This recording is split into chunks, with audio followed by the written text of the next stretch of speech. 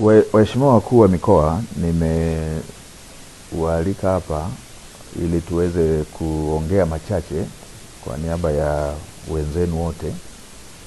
Mamlaka ya hali ya hewa ya Tanzania, yani TMA, ilitoa utabiri wa mwelekeo wa msimu wa mvua za vuli na mvua za msimu kwa kipindi cha Oktoba 2025 hadi Disemba 2025 na kipindi cha mwezi Novemba 2025 hadi Aprili 2026 mtawalia.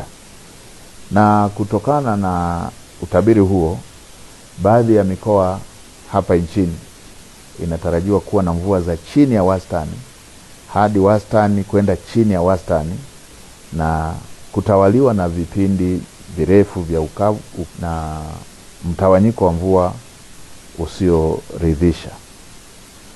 Tathmini ya mamlaka ya hali ya hewa inaonyesha hali ya kuchelewa kwa mvua inatarajiwa katika maeneo ya mkoa wako wa Dodoma, Mheshimiwa Mkuu wa Mkoa, mkoa wa Katavi, mkoa wa Kigoma, mkoa wako wa Singida, Mheshimiwa Mkuu wa Mkoa, Tabora, pamoja na mikoa ya Iringa, Mbeya, Mtwara, Njombe, Songwe, Rukwa, Ruvuma, pamoja na kusini mwa mkoa wa Morogoro.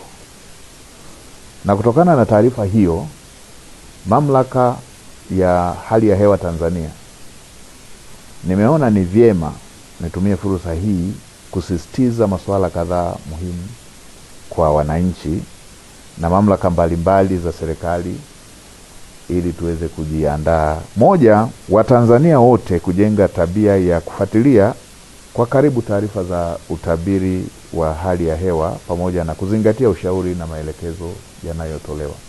Waheshimiwa wakuu wa mikoa, mnakumbuka huwa inatokea tahadhari hizi zinatolewa, tunachelewa kuchukua hatua, sote kama Watanzania, serikali, taasisi za serikali na wananchi wote kwa ujumla, na inakuja kutokea madhara kama ambavyo tumewahi kushuhudia, mafuriko ya udongo kule Manyara, ama mafuriko katika baadhi ya maeneo ya wananchi waliojenga kwenye mabonde.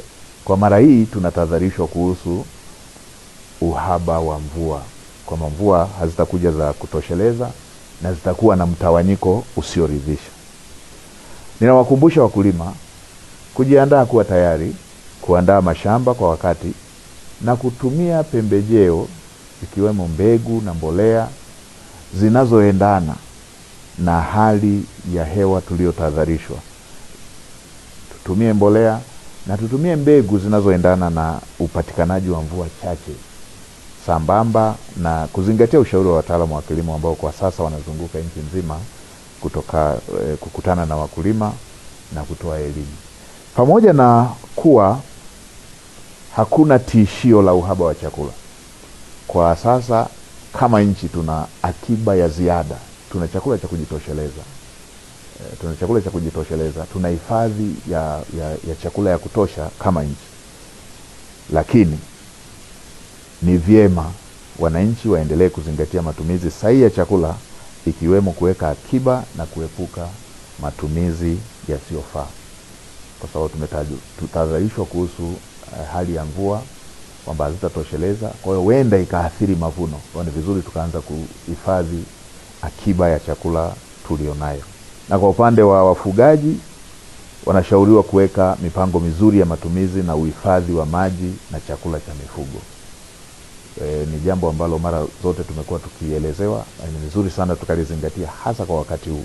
Matumizi bora ya malisho, uhifadhi wa chakula pamoja na maji kwa ajili ya mifugo, ili yasijitokeze yale ambayo tumewahi kuyashuhudia ya upotevu mkubwa wa mifugo kutokana na uhaba wa chakula pamoja na maji. Wakuu wa mikoa pamoja na wakuu wa wilaya, wasimamieni maafisa ugani ili muhakikishe wanawatembelea wakulima na kutoa ushauri, ikiwemo matumizi sahihi ya mbegu kulingana na hali ya hewa badala ya kukaa maofisini. Tumekuwa na shida hii ya kila mtu kuwa anakaa ofisini. Sasa ofisi za baadhi yetu inatakiwa iwe kule kazi yao majukumu yao wanakotaka wawe, wawasimamie,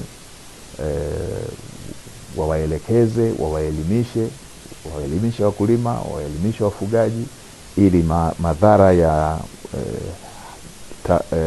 tahadhari hii tuliopewa yasiwe makubwa kwa wananchi wetu. Na kwa upande wa mamlaka ya bandari, mamlaka ya mapato TRA, TFC, wahakikishe kama kuna shehena zozote ambazo pengine ziko bandarini, pengine ziko kwenye meli,